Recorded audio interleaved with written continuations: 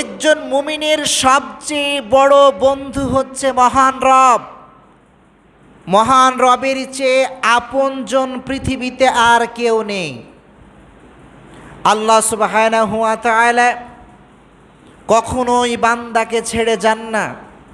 বিপদে আপদে মুসিবতে যখন পড়ে যান, আমরা পড়ে যাই, তখন স্বার্থের বন্ধুগুলো তখন স্বার্থ না থাকার কারণে দূরে সরে যেতে পারে, পিতামাতা পর্যন্ত দূরে সরে যেতে পারে, স্ত্রী পরিবার পরিজন সন্তানাদি কেউ পাশে না থাকতে পারে। কিন্তু তখন মহান রব ডাক দিয়ে বলেন, বান্দা ইন্না মাআল উসরি ইউসরা, ধৈর্য ধর, একটু শান্ত হ, কষ্টের পরেই সুখ রয়েছে।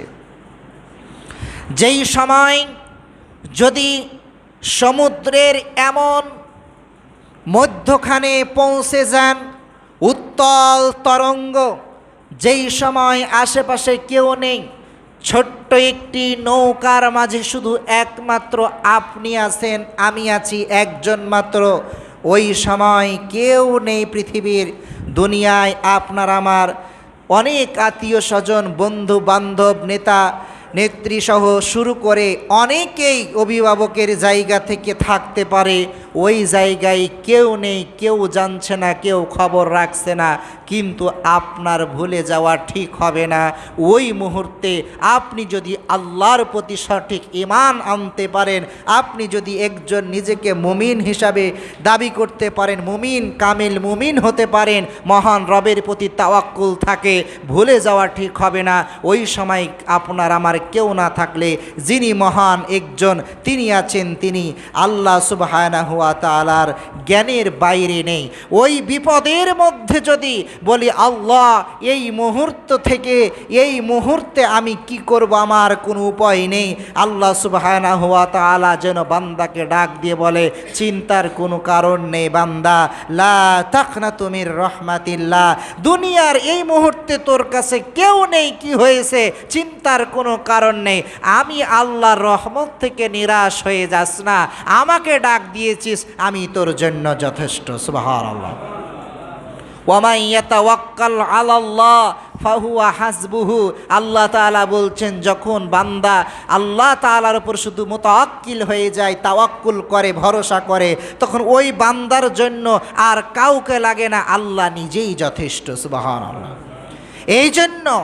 এই জন্য যে কোনো মুহূর্তে, যে কোনো অবস্থায় মহারবের কাছে দোয়া করতে আমাদের কোনো কার্পণ্য করা যাবে না। দোয়া আমাদের করতে হবে এবং যেভাবে দোয়া করা প্রয়োজন সেভাবেই আমাদের আকুতি মিনতিভাবে রবকে রবের জায়গায় রেখে গোলামের পরিচয় দিয়ে মহান রবের কাছে প্রার্থনা করতে হবে। জীবনে অনেক গুনাহ হয়ে গিয়েছে, পাপ হয়ে গিয়েছে, নিরাশ হওয়ার কোনো চিন্তা নেই।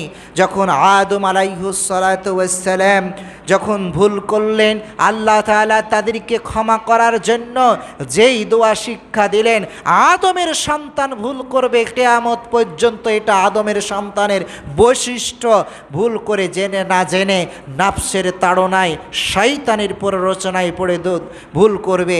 আল্লাহ তাআলা বলছেন, বান্দা তুমি বলো, রব্বানা যালামনা, হে আমার রব, যালামনা, জুলুম করেছি, আনফুসানা, নিজের আত্মার উপর জুলুম করেছি, ওয়া ইল্লাম তাগফির লানা, যদি আপনি ক্ষমা না করেন, ওয়া তারহামনা, আপনি যদি রহম না করেন, দয়া না করেন, লানাকুনান্না মিনাল খাসিরিন, আল্লাহ অবশ্যই তো ক্ষতিগ্রস্তের অন্তর্ভুক্ত হয়ে যাব, মানে জাহান্নামী হয়ে যাব। আল্লাহ আপনি যদি আমাকে দয়া না করেন, আপনি যদি ক্ষমা না করেন, অর্থাৎ ইন দিয়ে আল্লাহ তাআলা শর্ত দিয়ে শিখাচ্ছেন, আল্লাহ আপনাকে ক্ষমা করতেই হবে, দয়া আপনাকে করতেই হবে, নচেত তো আমি ক্ষতিগ্রস্তদের অন্তর্ভুক্ত হয়ে যাব। আল্লাহ আপনি আমাকে ক্ষমা করেন। আল্লাহ সুবহানাহু ওয়া তাআলা যেই দোয়ার মাধ্যমে আদম আলাইহিস সালামকে যদি ক্ষমা করে থাকেন, তাহলে অবশ্যই আদমের সন্তানদেরকে আল্লাহ তাআলা ক্ষমা করে দেবেন। সুবহানাল্লাহ।